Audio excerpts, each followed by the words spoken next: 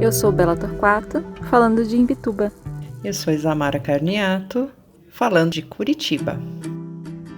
Esse é o Tato na Cidade, seu podcast sobre cidades, criatividade e o fazer manual.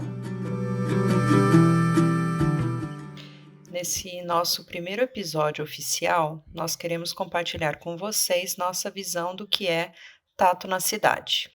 Adotamos esse nome, Tato, porque ele diz muito sobre nós e sobre a forma como atuamos nos projetos que realizamos e nos quais relacionamos cidades, criatividade e o fazer manual.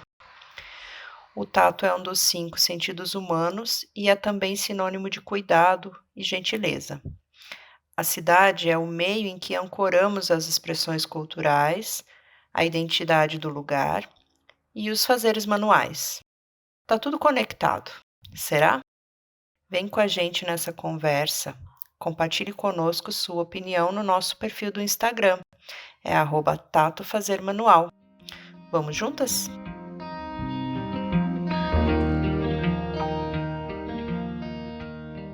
Oi, Isa.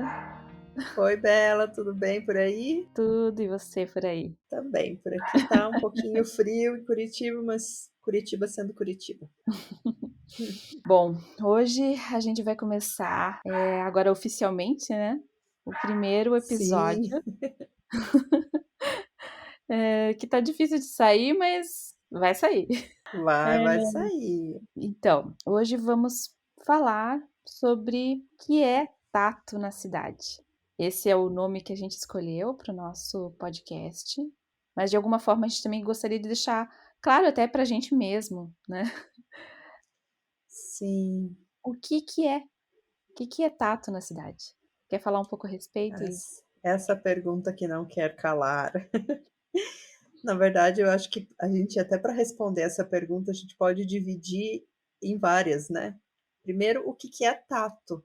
A primeira grande pergunta é essa, né? O que que é tato? E aí a gente tem duas perspectivas sobre esse nome. Um que eu acho que vem ali do sentido, né, mesmo, dos 5 sentidos humanos, um deles é o tato, mas também o tato como cuidado. Eu acho que uma das características da nossa parceria e que está muito em mim, está em você, e a gente se vê nisso, né? É a questão da delicadeza, do jeito, do cuidado, de como a gente vê a cidade, o fazer manual com esse olhar, com essa delicadeza. E aí, quando surgiu o nome, eu acho que foi um casamento perfeito com a nossa visão, né, do nosso trabalho, enfim, em cima dessa proposta, né. Então é além de um sentido que está relacionado ao fazer manual, ele também é uma um modo de ver, né, um desdobramento disso, é um modo de ver o mundo, de ver a cidade, de ver o trabalho, ver as pessoas mesmo por trás do seu fazer, que se relaciona com essa gentileza. Eu acho que eu gosto dessa palavra, né, uma maneira assim de olhar com um olhar atento e gentil sobre as coisas, né, ver a beleza que muitas vezes não está explícita, que não tá, que não é senso comum, mas que existe. E eu acho que essa capacidade de ver com esse cuidado é o tato pra gente, né? Uhum. Sim, até estava pensando aqui enquanto você falava sobre os sentidos mesmo, né? Os sentidos que a gente hoje, por exemplo, que a gente está muito online, então a gente pode se ver, a gente pode se falar, né? A gente está usando aí dois sentidos, mas a gente não tem a proximidade. Você não pode cheirar as coisas, né? Você não pode comer Uhum. através, sentir, né? O paladar, e você não pode tocar, né? E é uma das coisas que faz muita falta e faz muito sentido em ser humano, né? De você tocar as pessoas, de você dar um abraço, de você. Mesmo porque o tato a gente sente no corpo inteiro, é o maior órgão. né, do corpo humano, né. Então, você pode sentir as texturas, você pode é algo muito perceptível, assim, né, que a gente vê a diferença só realmente de tocar, né, você sente a diferença entre um tecido, que é costurado e outro que é bem lisinho, você sente a diferença de texturas, quer dizer, a gente é muito sensível a isso, né. Uhum. E ainda no que diz respeito à nossa mão, que tem a ver, claro, com cuidado, né, então a mão ela é muito, certeira, assim, né, muito Muito hábil, né. isso, habilidosa, é muito, Uhum. né, então é uma coisa que realmente a gente é aquela sabe quando você mostra alguma coisa, a pessoa: "Deixa eu ver com as mãos", ela tá Sim, vendo, né, ela tá vendo, mas mas o ela tato precisa tocar. complementa, né, Sim, né, então complementa a visão. é muito forte. Mas eu acho que basicamente é isso, né, o tato, para a gente responder lá a primeira pergunta, né, o que é o tato na cidade, primeiro a gente tem que entender o que que é o tato, né, acho que essa e o tato é essa junção das 2 coisas, tanto do sentido físico quanto da intenção. E eu acho que a Sim, intenção da delicadeza, do cuidado complementa o contato físico, as 2 coisas andam juntas, né. sim, é. Realmente essa proximidade eu acho que é uma coisa muito forte em relação ao tato. Eu preciso me aproximar, eu tenho que Uhum. pegar, né. A partir do momento que você se aproxima de um objeto ou de uma pessoa, o tato ele tem muito a ver com essa proximidade, sabe, né. Agora que a gente fala em não se aproximar, né, em função dos cuidados na pandemia, mas o tato é algo que você precisa disso. Chegar perto mesmo, né? De olhar melhor. Deixa eu olhar melhor, Sim. né? E todas as sensações elas se complementam, né, então você enxerga, ah, mas conforme a luminosidade, conforme a distância, conforme a posição do objeto que você está olhando, você imagina, você tem uma memória do que é o tato daquilo, né. Se aquilo é pontiagudo, você tem uma memória do tato, de que aquilo pode ferir, pode machucar. Mas é só quando você chega perto e encosta, que você vai saber realmente como que é a sensação de ter aquilo nas mãos. Então e aí vai construindo mais uma memória, né, de um tipo de sensação.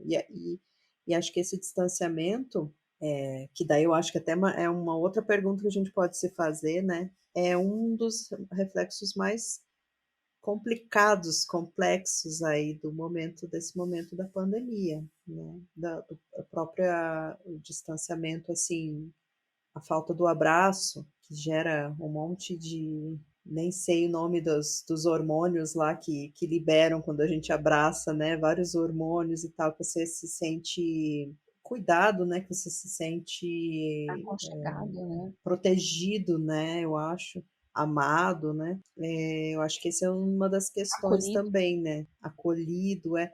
E aí não só no abraço, mas uma das dificuldades também, né, que a gente tem sentido de todas as pessoas é essa falta do tato, não tá só no tato em si, mas também na falta de cuidado muitas vezes, porque a gente tem que se comunicar por texto, a gente tem que se comunicar em outros formatos que às vezes a resposta, dependendo de como a pessoa está do outro lado, ela lê de um jeito ou ela recebe aquela mensagem de um jeito, ela recebe de outro, se ela não estiver muito bem, a mesma mensagem pode cair mal, né, gerar algum sentimento ruim, alguma desconexão mesmo com aquilo. Então acho que, esse tato também fala muito sobre esse momento, né, que a gente está vivendo. Sim. Às vezes um abraço vale mais do que muitas palavras, né? Com certeza. Agora, e tato na cidade?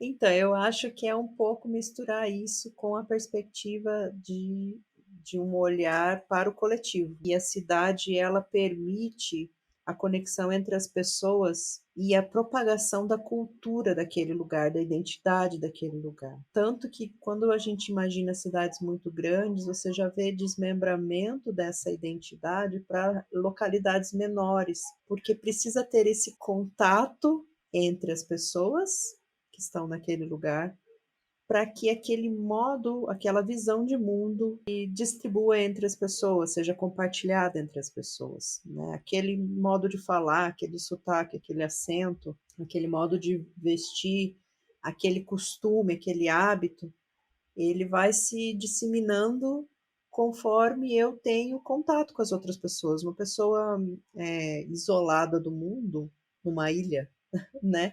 Uma comunidade isolada do mundo de uma ilha, ela pode estar dentro de um país e ela de repente pode estar falando uma outra língua se ela não tem contato com os demais.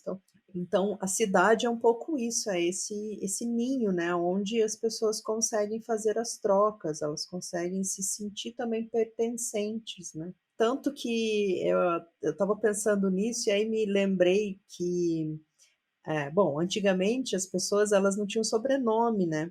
Não, não era fulano, não era Isamar Carniato, né? Agora talvez não seja tão, não está no nosso nome, mas ele está no nosso DNA. E muito tempo ele esteve no próprio nome, né? Então eu seria, sei lá, Isamara de Curitiba, porque o lugar da onde eu vim faz parte da minha essência, né?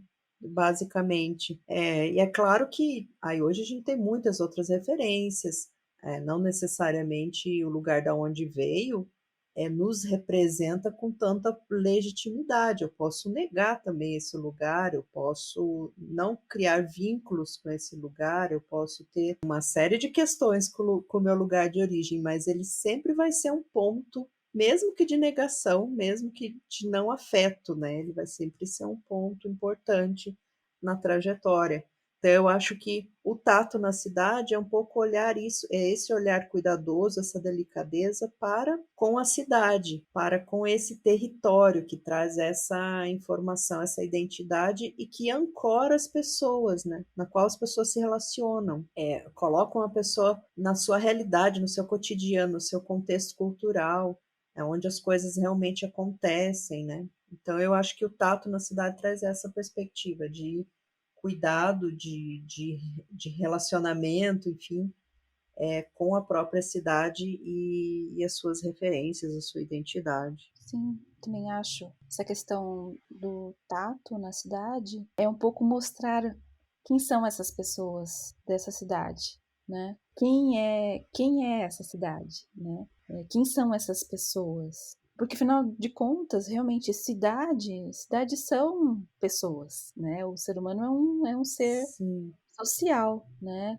Ele tem essa necessidade, ele se desenvolveu, né? Se desenvolveu a partir dessa troca, essa troca entre as pessoas, essa troca de ideias, né? Até a gente coloca da Tato três grandes eixos, né, que a gente gosta de discutir, de falar a respeito. E um deles é a criatividade, né? Então, que também é algo que, que é intrínseco ao ser humano. Então, a nossa capacidade de imaginar coisas, a nossa capacidade de ver histórias a partir de repente, de um elemento, ou ver soluções. E a partir do momento que a gente troca isso com outras pessoas, de alguma forma, você vai complementando um ao outro, né? Você vai trocando ideias, de repente trazer aquela coisa que estava na tua imaginação para algo que existe. Eu troquei Uhum. com você, que trocou com o outro, que se transformou em outra coisa. Algo que estava na imaginação vira verdade, né? Essas trocas na cidade, né, entre as pessoas, diz muito a respeito de como é essa cidade, né? De Sim. como é que são essas pessoas, o que elas estão pensando, o que elas estão imaginando. Então, tato na cidade é um pouco isso, assim, ou muito isso, de você olhar o que essas pessoas estão pensando, o que elas estão imaginando, o que elas estão criando, o que elas estão trocando, né? E cada cidade tem um grupo de pessoas. Cada cidade tem um espaço geográfico que tem. Eu moro numa cidade litorânea, né. Uma cidade pequena, de 40.000 habitantes, você está em Curitiba, né, uma capital de um estado, a forma Sim. que a gente troca com o nosso próprio meio tem as suas diferenças, né. E a criatividade relacionada com a cidade também tem muito a ver com a questão de como a cidade permite os seus habitantes exercitarem e explorarem, enfim, colocarem em prática muitas vezes a sua criatividade, né. A cidade enquanto espaço físico, ela não é criativa, quem são criativas são as pessoas, né. As pessoas tornam a cidade criativa, né, as pessoas tornam os espaços de comunicação poderosos, porque fazem eles fruírem, né, ampliarem, eles serem vistos por outras cidades. Então eu acho que, quando a gente fala muitas vezes, né, uma cidade criativa, também a gente traz para o poder público uma visão de como dar voz para as pessoas e para a criatividade desse povo, né. E a própria criatividade, ela manifesta todos nós, né, nascemos com essa capacidade, muitas vezes ela não é, exercitada, ela não é estimulada, e aí a gente passa a pensar que não é criativo, ou a gente pode ter momentos em que a gente acha que a gente não é criativo, então o nosso repertório vai ficando muito limitado, e quanto mais limitado é o nosso repertório, menos conexões entre diferentes coisas a gente consegue fazer, e é isso que gera pensamentos criativos, né, oportunidades de inovação. Então, se a própria cidade estimula isso ou dá a vazão para a criatividade, a oportunidade das pessoas exporem o seu lado criativo, seja em forma de espaço, seja em forma de eventos, né, todo tipo de proposta, isso vai fazer da cidade criativa. E aí esse tema, né, criatividade, que é um tema que a gente gosta também, que a gente traz para o assunto, tem essa relação com a cidade e tem uma relação também com o fazer manual, né? Que é o outro tema que a gente também traz, né? Do, da própria proposta do podcast, né? E que é o ponto de partida, digamos assim, né? Fazer manual é o ponto de partida da própria Tato, né?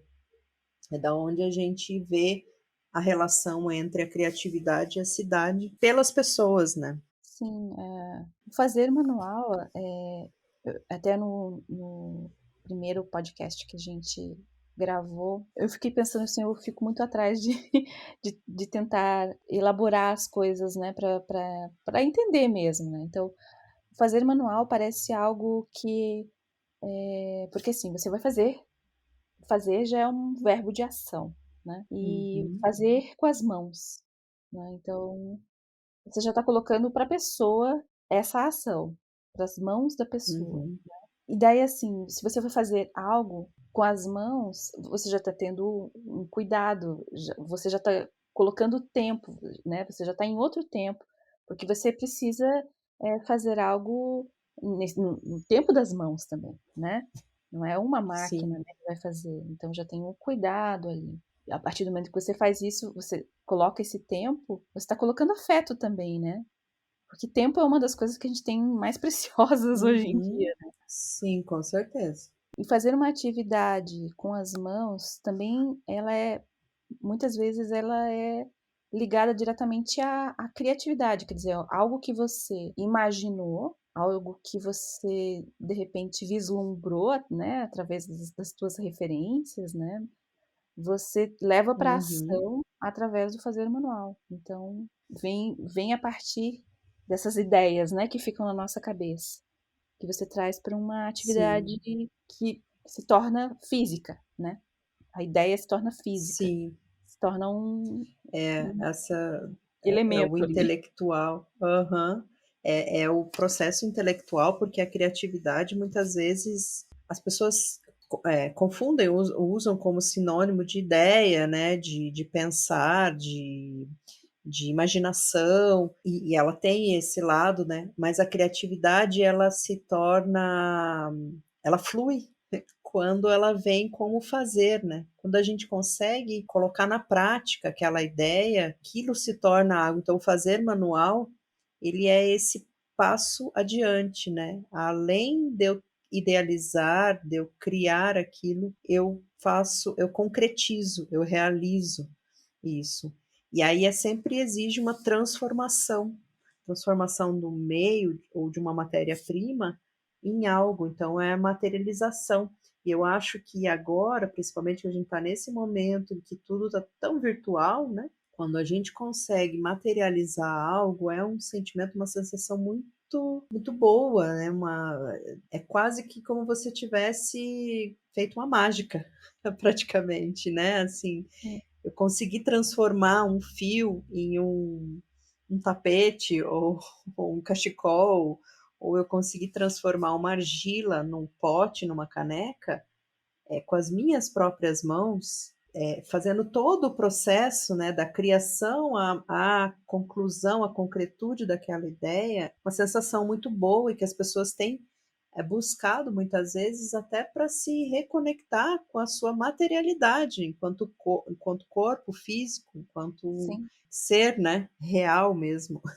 Uhum. É, de sentir que você consegue fazer algo, que você tá ali, que em algum momento estava ali na tua cabeça, mas ele virou algo que você tá tocando, né? Que você tá realmente materializando.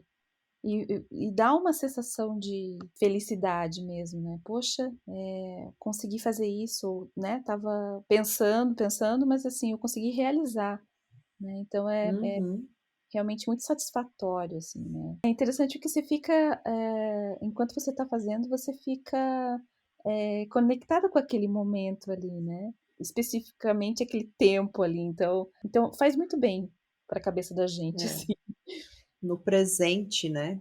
E esse Sim. é uma das dificuldades, né, desse momento que a gente está vendo. Outro dia eu tomei contato com um termo que eu achei interessante, que é a economia da ansiedade, Hum, que eu fiquei até meio pasma, assim, com esse termo, porque dizia justamente, dessa de todas as empresas criadas a partir da nossa ansiedade, né.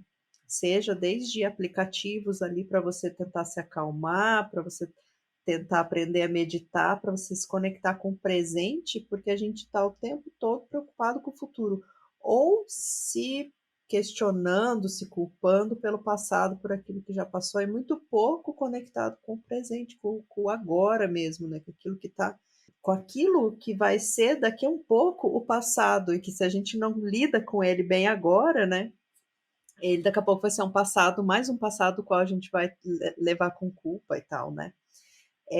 Mas o interessante desse processo do fazer manual também é que ele não necessariamente 100% do tempo te leva a um resultado exatamente igual àquele que você criou, que você idealizou inicialmente. Porque quando você vai pôr na prática, as coisas nem sempre são né, do jeito que você tinha imaginado. E você imagina, você idealiza, você pode até desenhar, você pode até fazer um protótipo, mas muitas vezes na hora de fazer, mesmo pintar uma parede, na hora de fazer, você vê que talvez borrou alguma coisa ou manchou alguma coisa. E aí nesse processo você tem que criar novas soluções, né? Ou o que eu vou fazer agora? Eu vou pintar de novo? Eu vou deixar assim e assumir isso? Então é um aprendizado também. O fazer manual ele estimula muito o aprendizado. No campo da criatividade, tudo é perfeito, tudo é possível, né?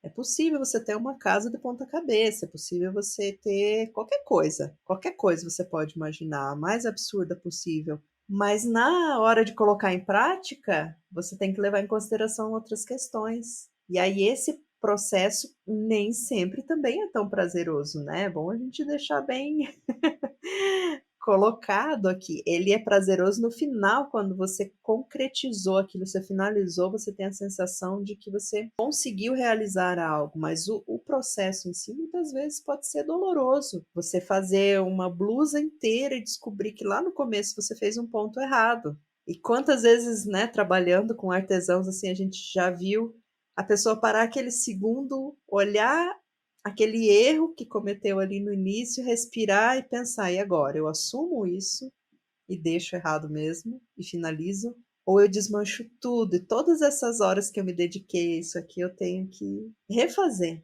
Tá bom, às vezes a pessoa desmancha, às vezes a pessoa assume, tem cada momento também a gente tem que entender uma realidade, mas é um processo de aprendizado, né, então acho que esse é uma outra coisa que a gente tem que pensar também sobre o fazer manual, além de ser esse processo, muitas vezes, até pela nossa própria trajetória, a gente acaba associando muito com o artesanato, né, com essa cultura maker, com o faça você mesmo, que gera objetos para uso próprio ou objetos para comercializar. Mas eu acho que existe um universo bem mais amplo do fazer manual, que talvez muitos deles não vão nem entrar muito aqui no nosso discurso, porque a gente não tem tanta informação para falar sobre eles, mas que vai de uma série de outras coisas, como a gastronomia, né, que também é fruto de um fazer manual, vai passar por outras atividades artísticas, de intervenções urbanas. Tem muitas outras possibilidades do fazer manual, né. Sim, até porque, assim, a gente fala sobre, o artesanato, mas, assim, de que outras formas a gente pode, se manifestar através desse fazer manual na cidade, né, entre as pessoas, no convívio das pessoas, né, de forma que ele seja, visto de uma nova forma, né. E e muitas iniciativas nesse sentido, estão já faz tempo acontecendo pelo mundo afora, né, até como um novo formato de apresentar esse fazer manual, por exemplo, através de intervenções urbanas, né. Às vezes, quando você está andando na rua, pode encontrar, em alguns lugares, por exemplo, na calçada, um pedaço de crochê, sabe, que faz pega a renda, né, e marca na calçada, todo aquele formato através de um spray, né, marca Uhum. formato, né, do spray na calçada, quer dizer, de trazer essas informações para onde as pessoas estão passando, né. Sim. Coisas que deixa um espaço de atenção na cidade e faz você sair do automático, né. Então, intervenção urbana Sim. é um exemplo legal em espaços públicos. E aí existem as intervenções urbanas que são artísticas e existem as intervenções urbanas que são, como que eu vou dizer, não não carregam em si uma perspectiva artística, mas que refletem na própria cidade, né. Daí você vai ter, assim, o jardim das pessoas, né, como cada um cuida do seu jardim, como aquela casa, aquela árvore, ah, são intenções também, né, porque a pessoa também comunica alguma coisa, a cor que ela pinta a sua fachada, a maneira como um determinado comércio se comunica, às vezes aqueles letreiros pintados nos muros, né, são pintados manualmente, quer dizer, é uma pessoa que tem essa habilidade para fazer aquela comunicação visual, uma propaganda de alguma coisa. Muitas vezes não é com a intenção e muitas vezes não tem a preocupação da estética, não tem a preocupação artística por trás, mas ela é um fazer manual que também comunica. As construções em si também, né, assim, também A são arquitetura, né. arquitetura, as próprias construções, de uma maneira geral, apesar da gente estar caminhando aí, né, para novas não, né, para tecnologias que já existem há muito tempo, e é a tua área mais, ó, que, né, inclusive de construções com impressora 3D, que pouco tem a mão do homem naquela estrutura que está sendo construída, né, uma máquina que vai depositando camadas de material e vai formatando, aquela construção. Ali também tem o fazer manual, né, muitas vezes a gente ficou discutindo, né, sobre o fazer manual em outras esferas, né. Será que o cabeleireiro é um fazer manual, né, cortar cabelo é um fazer manual, mas aí será que ele entra nessa esfera? Eu acho que todas essas possibilidades que são resultantes do fazer, eles são efetivamente fazer manual.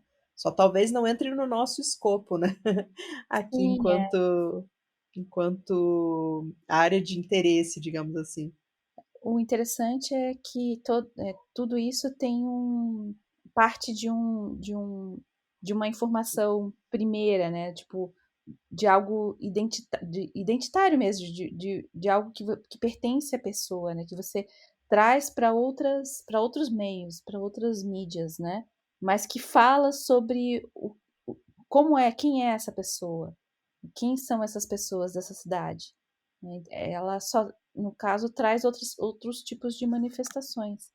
E o interessante é Uhum, isso, é você enxergar, você sair de algo que seja enxergar uma cidade que seja fria, né. É uma cidade que você enxerga quem são essas pessoas, através das suas cores, até através das suas manifestações, através do seu mobiliário urbano, através dessas uhum, intervenções, né, de como ela se comunica mesmo. E isso sim, faz diferenciar um lugar do outro, né. Você logo identifica, acho que isso é que é poderoso, assim, né, uhum, de conhecer, de ter o entendimento, né, de quem é, né, essa cidade, né. Então acho bem interessante sim, essas formas também de se manifestar. Mas acho que é isso, assim, tato na cidade, falar sobre pessoas, né, falar sobre a forma como a gente se manifesta, no nosso lugar, né, como a gente se sim, coloca, quem nós somos como como como um indivíduo e como coletividade, né. sim. Com certeza, acho que é isso que aproxima essas 3 áreas, né, que a gente coloca aqui como nossa área aqui de conversa, de discussão, né. São as pessoas, é o fazer manual, a criatividade, a cidade, tudo é constituído de pessoa e tudo é transformação identitária e cultural, né. Então acho que é aí que a gente se encontra, nesse ponto de encontro. E eu acho que a gente não tem a pretensão de ter, assim, né, de ter todas as respostas, nem todos os pontos de vista, mas eu acho que a gente abre a ideia é abrir a porta aqui também para a participação de outros, né. Sim. Então, quem estiver ouvindo, nós já convidamos aqui a que, né, se quiser comentar alguma coisa, manda também uma mensagem para a gente lá pelo Instagram, pelo perfil da Tato, que a gente vai ficar bem contente de poder, trocar ideias sobre esse tema aqui das cidades, do fazer manual, da criatividade. E para quem conseguiu e ficou com a gente até aqui, nosso muito obrigado. Obrigada por nos ouvir e até a próxima, né? Até a próxima então, Isa. Até, tchau, gente. Tchau, tchau.